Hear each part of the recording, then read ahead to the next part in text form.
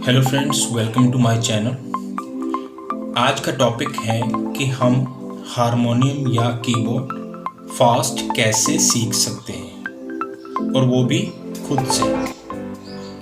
अगर आप अभी बिगिनर हैं तो आपके लिए ये लेसन बहुत ही हेल्पफुल होने वाला है, क्योंकि इसमें मैं 5 बहुत ही सिंपल लेसन्स को लेकर आया हूँ जो बहुत इजी हैं, जिनको आप सब कर सकते हैं, चाहे आपको सीखते हुए अभी 1 महीना ही क्यों ना हुआ हो। और ऐसे लोग जो पहले से ही सीख रहे हैं लेकिन खुद से सॉन्ग्स नहीं बजा पा रहे या फिर उंगलियों को चलाने में उनको समस्या आ रही है, तो उनके लिए भी ये लेसन बहुत अच्छा होने वाला है।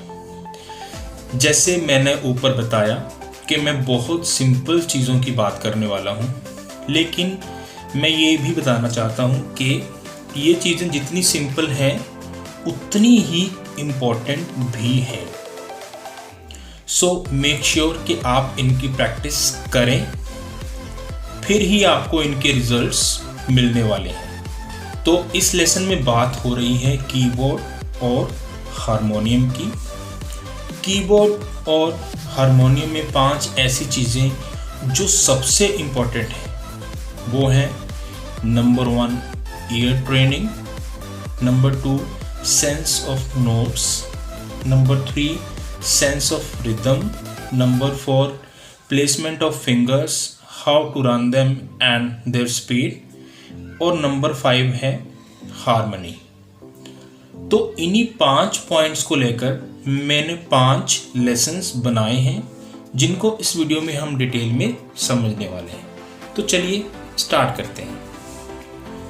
तो इनमें सबसे पहला है practice all the major scales. मतलब आपको सारे मेजर स्केल्स की प्रैक्टिस करनी है। देखिए, अपने स्केल पर आपको सॉन्ग्स बजाने आते होंगे, अलंकार भी आप बजाते होंगे, वो सब आप यूं ही करते रहिए। लेकिन अब आपको 12 के 12 मेजर स्केल्स की प्रैक्टिस करनी है, और वो भी सही फिंगर्स के साथ। जी हाँ, सही फिंगर्स के साथ। तो स्केल्स के ऊपर एक वीडियो मैं पहले ही पब्लिश कर चुका हूँ, डिस्क्रिप्शन में उसका लिंक है, या फिर आई बटन पे क्लिक करके आप उस वीडियो को देख लीजिएगा। लेकिन ध्यान रहे, जो फिंगर्स मैंने उसमें बताई हुई हैं उन्हीं के साथ प्रैक्टिस कीजिएगा। हो सकता है आपको प्रॉब्लम आए, लेकिन फिंगर्स चेंज मत कीजिएगा प्लीज़, क्योंकि हमें अपनी 5 फिंगर्स को एक समान स्ट्रॉन्ग बनाना है, तभी आप अच्छे से हारमोनियम या कीबोर्ड बजा सकते हैं। तो पहला लेसन उस वीडियो में है। अब हम बढ़ते हैं दूसरे लेसन की तरफ। तो नंबर 2 है, आपको स्केल्स को, अलंकारों को, या कुछ भी आप प्ले करते हो, वो सब आपको रिदम या फिर मेट्रोनोम के साथ ही बजाना है। स्केल्स वाली वीडियो में मैंने मेट्रोनोम और रिदम के बारे में बताया हुआ है, तो इस लेसन की डिटेल्स भी आपको उस वीडियो में मिल जाएगी। तो अभी हम इसके बारे में डिटेल में बात नहीं करेंगे। बस आपको ये ध्यान रखना है कि आपको जो भी बजाना है वो रिदम के साथ बजाना है, ताकि रिदम में आपको कोई प्रॉब्लम ना रहे। नंबर 3, तीसरा है एक सॉन्ग को अलग अलग स्केल से बजाना।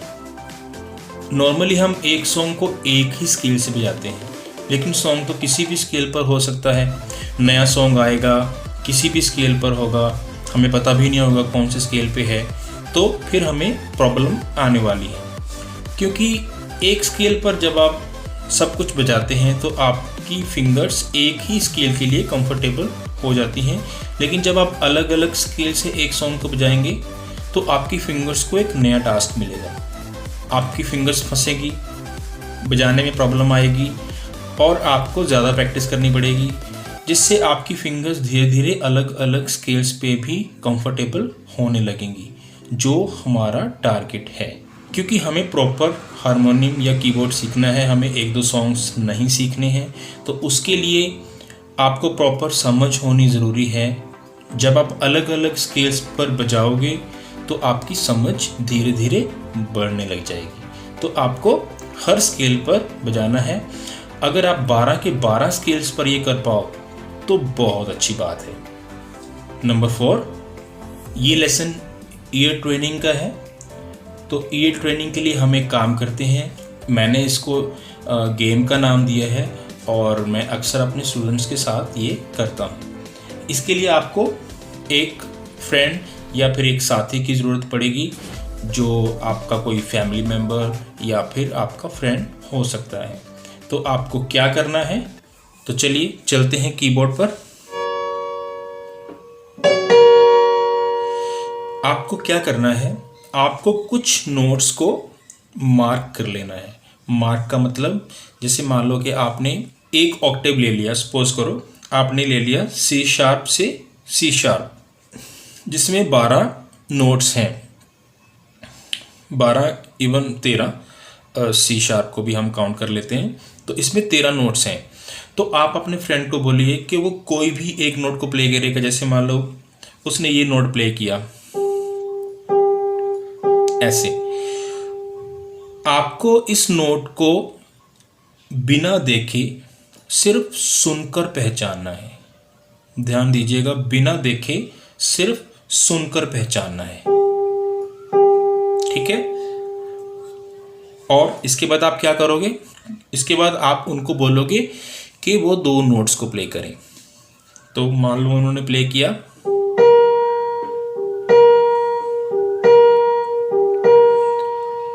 और आपको पहले की तरह सिर्फ सुनकर पहचानना है, देखना नहीं है। इससे क्या होगा, आपके ईयर्स ट्रेन होने लगेंगे, आपको आवाज़ों का पता चलने लग जाएगा, साउंड्स का पता चलने लग जाएगा। अब सॉन्ग्स में भी क्या होता है, सॉन्ग्स में भी साउंड्स ही हैं, नोट्स ही हैं। तो आपको धीरे धीरे सॉन्ग्स का भी पता चलने लग जाएगा। और जब आप 2 नोट्स को पहचान पा रहे हो, अब मान लो कि आप 2 नोट्स को पहचान पा रहे हो, तो आप उनको बोलो कि वो 3 नोट्स प्ले करें, कुछ भी हो सकते हैं वो। उसके बाद 4,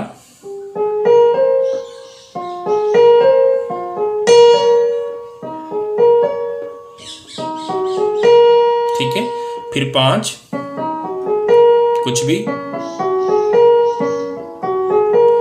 इस तरह से आपको नोट्स को बढ़ाते जाना है और कीज का दायरा भी बढ़ाना है। मान लो अभी आपने एक ऑक्टेव लिया है, फिर आप 2 ऑक्टेव ले सकते हो, फिर 3, और हमारा टारगेट है पूरा का पूरा कीबोर्ड या फिर हारमोनियम। मुझे लगता है कि आप समझ गए होंगे कि मैं क्या कहना चाहता हूँ। हमें अपने ईयर्स को ट्रेन करना है कि हम जब साउंड को सुने तो हमारी फिंगर ऑटोमेटिकली उस नोट पर पहुंच जाए। ये हमारा टारगेट है। पहले आपने ये धीरे धीरे करना है, उनको बोलोगे धीरे धीरे प्ले करें, जैसे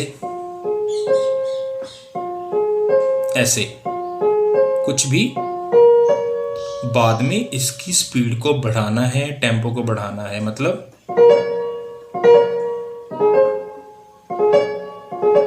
ऐसे।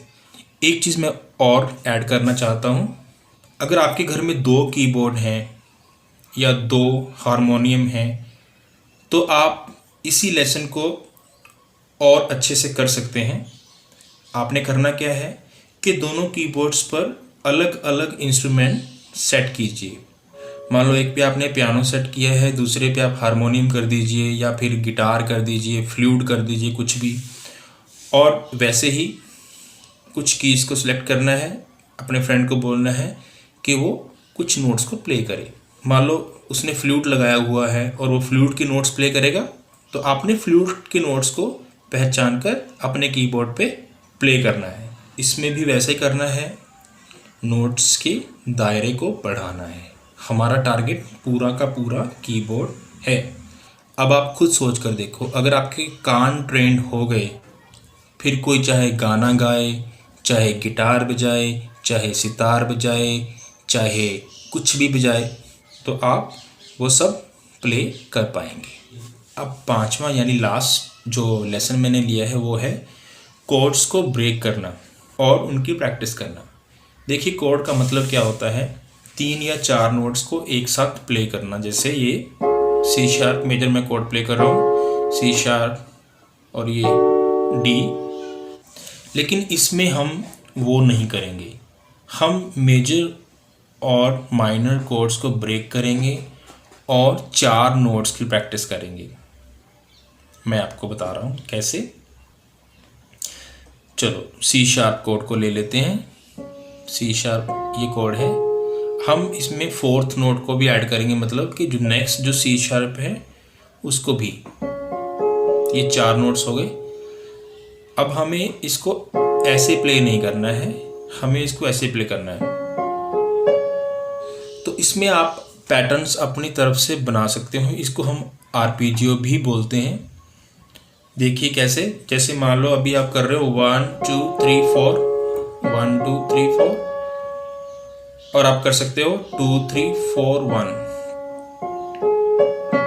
2 3 4 1, 2 3 4 1, 2 3 4 1। उसके बाद डी 1 2 3 4, 2 3 4 1, या फिर 3 4 1 2, कुछ भी अपनी तरफ से। 2 3 1 4, 2 3 1 4,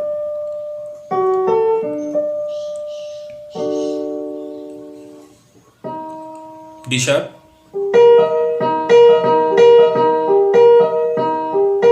ऐसे। तो ये आपके ऊपर है कि आप इसकी कैसे प्रैक्टिस करते हो, आप कैसे भी इसकी प्रैक्टिस कर सकते हो।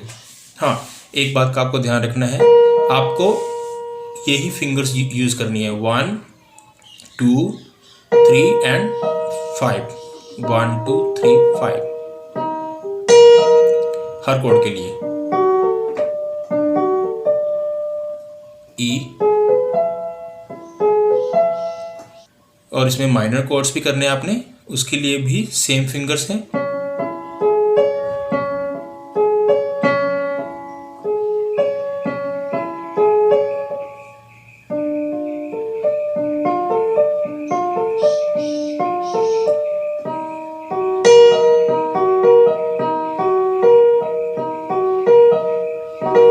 इस तरह से।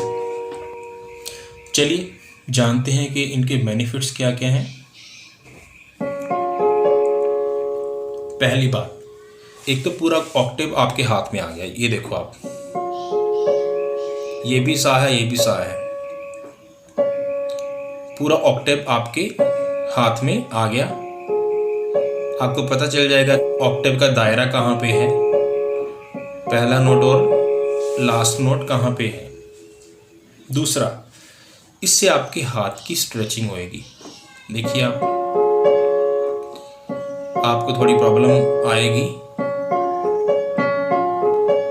लेकिन हाथ की स्ट्रेचिंग होना बहुत ज़रूरी है। थर्ड, इससे आपकी सेंस ऑफ नोट्स बढ़ेगी, मतलब आपकी नोट्स के लिए समझ बढ़ेगी। क्यों? क्योंकि देखो इसमें आप दूर दूर के नोट्स प्ले कर रहे हो।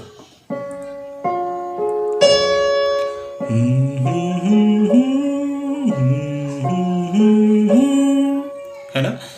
तो सॉन्ग्स में क्या होता है, जिनके नोट्स पास पास होते हैं ना सॉन्ग्स के, वो सॉन्ग्स इजीली बज जाते हैं। जैसे एग्जाम्पल के लिए ले लेते हैं, रात कली एक ख्वाब में आई और गले का हार हुई। ठीक है, और भी बहुत सारे सॉन्ग्स हैं जिनके नोट्स पास पास हैं, पर कुछ सॉन्ग्स ऐसे होते हैं जिनके नोट्स दूर दूर होते हैं। जैसे कि ये सॉन्ग है, पत्थर के सनम तुझे हमने, देखा आपने, पत्थर सीधा सी शार्प से ए शार्प। एक और सॉन्ग है, पुकारता चला हूं मैं। तो इस लेसन से आपके दूर के नोट्स की जो समझ है वो भी बढ़ जाएगी, तो ये बहुत अच्छी बात है आपके लिए। और फोर्थ पॉइंट है कि आपकी फिंगर्स की प्रैक्टिस होएगी और आपकी फिंगर्स की फ्लेक्सिबिलिटी बढ़ जाएगी।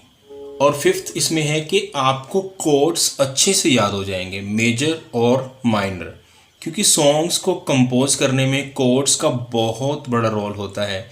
जब कोड्स आपको समझ आ जाएंगे तो धीरे धीरे आपको सॉन्ग्स भी समझ आने लग जाएंगे। तो इस लेसन के इतने सारे बेनिफिट्स हैं, तो आप इसको प्रैक्टिस कीजिए, दिल से प्रैक्टिस कीजिए। तो आज मैंने 5 लेसन्स को कवर किया इस वीडियो में। आप इनकी प्रैक्टिस कीजिए, आपको बहुत अच्छे रिजल्ट्स मिलने वाले हैं। फिर भी अगर आपको कोई प्रॉब्लम आती है तो आप कमेंट कीजिए, मुझे मेल कीजिए, मैं आपकी हेल्प करने की कोशिश करूँगा। तो आज के लिए इतना ही। Thank you.